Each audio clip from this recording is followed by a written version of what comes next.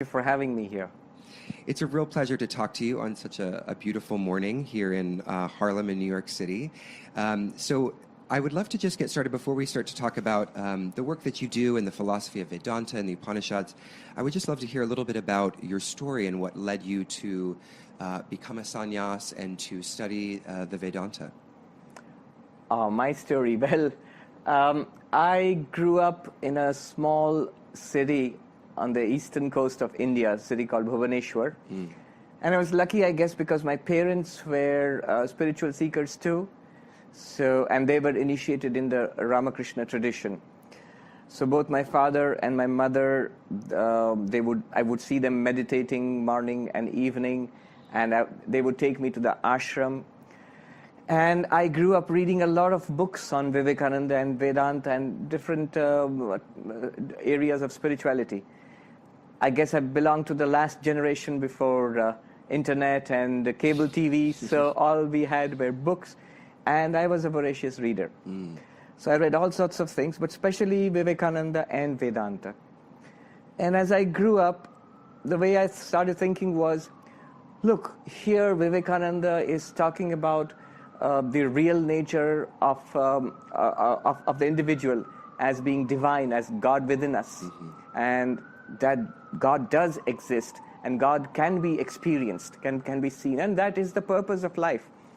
And somehow all of that began to make sense for me. And I used to go to the ashram on my own, sometimes getting scoldings from my mom because I was not neglecting my homework maybe or something.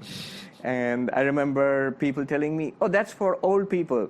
Don't spend so much time in the ashram. You're just a kid. Go and play or study or whatever. But I still remember this old grand aunt of mine who said, don't listen to them. Start young. That's the time to start spiritual seeking.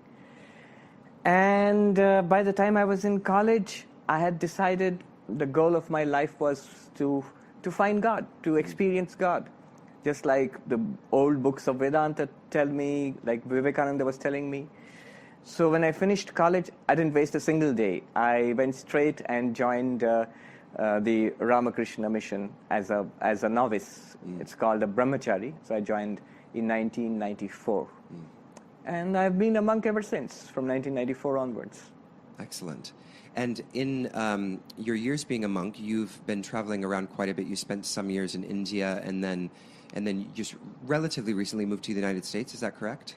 That's correct. From 1994 till very recently, till just about a couple of years ago, I was in India, mostly in our main monastery in Belur Math, which was established by Swami Vivekananda. And after that, I was sent to the Vedanta Society of Southern California to work there.